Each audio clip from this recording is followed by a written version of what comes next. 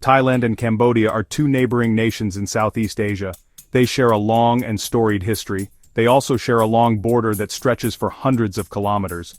For much of its length, this border is not clearly marked. It winds through dense jungles and follows the ridgeline of the Dangrek Mountains. This lack of a clear line has been a source of tension for more than a century.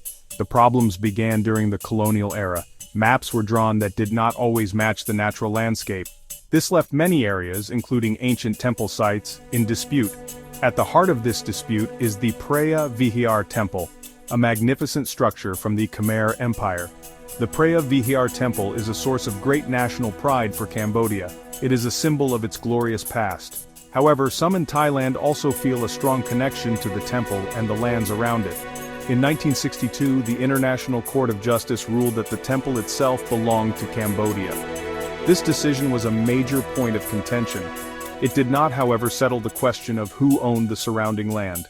This ambiguity has allowed nationalist feelings to simmer on both sides for decades. The area has seen sporadic clashes before, most notably between 2008 and 2011. The border region remained a place of military watchfulness and deep-seated disagreement.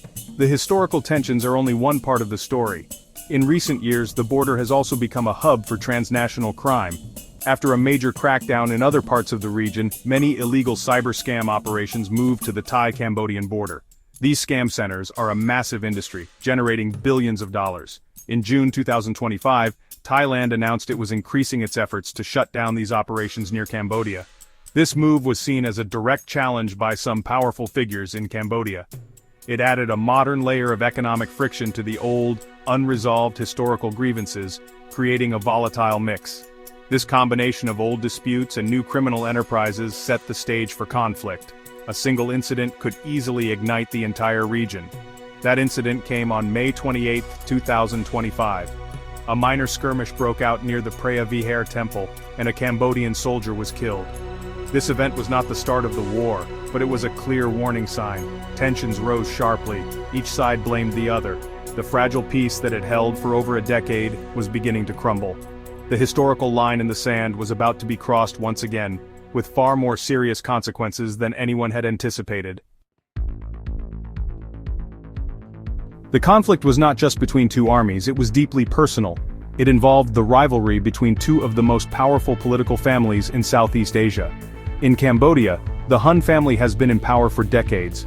Hun Sen, the long-serving prime minister, had recently handed the role to his son, Hun Manet. However, Hun Sen remained a hugely influential figure as the president of the Senate. In Thailand, the Shinawatra family held significant power. Paetongtarn Shinawatra, daughter of the famous former Prime Minister Thaksin Shinawatra, had recently become Thailand's leader. For years, the two families had maintained a friendly and cooperative relationship. This friendship began to fall apart in early 2025. The Shinawatra government in Thailand started to crack down on the lucrative scam compounds operating along the border. These operations were allegedly a source of income for powerful interests in Cambodia. At the same time, Thaksin Shinawatra proposed building a large entertainment complex in Thailand. This complex would directly compete with Cambodia's important casino industry. The relationship between the two dynasties grew cold. Then, in June 2025, the situation exploded. Hun Sen leaked a private phone call he had with Thai Prime Minister Paetongtarn Shinawatra. In the leaked recording, Paetongtarn could be heard complaining about her own military. She seemed to suggest that the Thai army was not cooperating with her government's policies on the border. The leak caused a massive political crisis in Thailand. Opponents accused her of undermining her own country's armed forces. The scandal severely weakened her civilian government's authority. In early July, Thailand's constitutional court suspended her from office. This left a power vacuum at the highest level of the Thai government just as tensions with Cambodia were reaching a breaking point. The old friendship between the families was officially declared over by Thaksin. The final spark came on July 23, 2025. A Thai soldier on patrol stepped on a landmine near the border and lost his leg. Thailand accused Cambodia of planting new mines in the area. This would be a violation of the Ottawa Treaty, which bans the use of anti-personnel mines. Thai officials presented evidence to diplomats showing newly armed Russian-made mines. In response, Thailand closed the border and expelled Cambodia's envoy. The diplomatic fallout was swift and severe. With political leadership in chaos in Bangkok and anger rising on both sides, the path to war was now clear. The personal and political betrayal had set the stage for military action. The fighting began in earnest on July 24, 2025. What started as a border skirmish quickly escalated into a full-blown conflict. Cambodia launched a barrage of rockets into Thai territory. Thailand responded with overwhelming force. For the first time since the 1970s, the Royal Thai Air Force used its advanced fighter jets to conduct airstrikes on Cambodian soil. Modern F-16 and Gripen jets bombed what Thailand described as strategic military targets. The battle was not confined to one area. Heavy fighting involving artillery, rockets, and drones spread to at least 12 different locations along the shared border. The 5 days of fighting were intense and destructive. Both sides accused the other of committing war crimes. Cambodia claimed that Thailand was using cluster munitions, a type of weapon that scatters small bomblets over a wide area. Thailand admitted to using white phosphorus but insisted it was only used against military targets as a smokescreen. Cambodia also accused Thai forces of damaging the historic Preah Vihear temple, a charge that Thailand vehemently denied. The information war was just as fierce as the ground war, with both nations using social media and state-controlled news to push their own narratives and blame the other side. The true victims of the conflict were the ordinary people living in the border region. The shelling and airstrikes were not limited to military positions. Civilian areas were hit hard. On both sides of the border, schools, hospitals, and homes were damaged or destroyed. At least 38 soldiers and civilians were killed in the clashes, with many more injured. The violence forced a massive exodus of people fleeing for their lives. Over 300,000 civilians were displaced from their homes, creating a major humanitarian crisis. They left with what little they could carry, unsure if they would ever be able to return.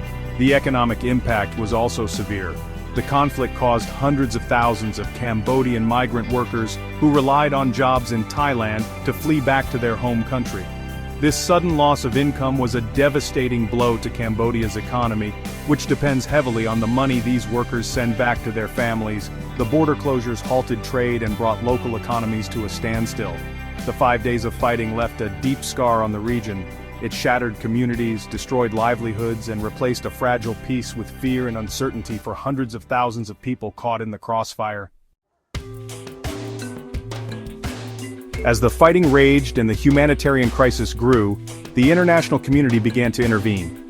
The Association of Southeast Asian Nations, or ASEAN, the regional bloc of which both countries are members, was initially slow to react. However, Malaysia, holding the ASEAN chairmanship in 2025, stepped up to play a crucial role. With strong encouragement from both the United States and China, who were worried about wider instability, Malaysia began to mediate. The great power rivalry between the United States and China added another layer of complexity, as Thailand is a US ally while Cambodia has grown very close to China. After intense negotiations, a ceasefire was finally brokered. The agreement was reached in Kuala Lumpur, Malaysia, on July 28, 2025. Both Thailand and Cambodia agreed to stop the fighting. A follow-up meeting was held in early August. There, they agreed to halt all troop movements and to stop spreading false information that could reignite tensions. Crucially, they also agreed to allow an ASEAN observer team, led by Malaysia, to be deployed to the border region. This was a critical step toward de-escalation, bringing in a neutral third party to monitor the fragile truce and help build confidence between the two sides. Despite the ceasefire, the fundamental problem remains completely unresolved. The core of the conflict is the border itself, which has never been fully and officially demarcated. Cambodia has consistently tried to involve international bodies like the United Nations and the International Court of Justice to settle the dispute. They point to the 2013 ICJ ruling that affirmed their ownership of the land around Preah Vihear. Thailand, on the other hand, rejects this approach. It insists that the border must be settled bilaterally, through its Joint Boundary Commission. However, this commission had not met for 13 years until a brief meeting just before the conflict. Today, on September 15, 2025, an uneasy peace holds along the border. The guns are silent, but the tension is still palpable. The ceasefire stopped the bloodshed, but it did not solve the deep-seated historical and political issues. The land dispute that has fueled conflict for over a century is still there. The political rivalries and nationalist feelings have not gone away. For the people living along the border, there is a constant worry that the peace is only temporary. Without a permanent and mutually agreed-upon solution to the border question, the risk that fighting could erupt once again remains a very real and present danger.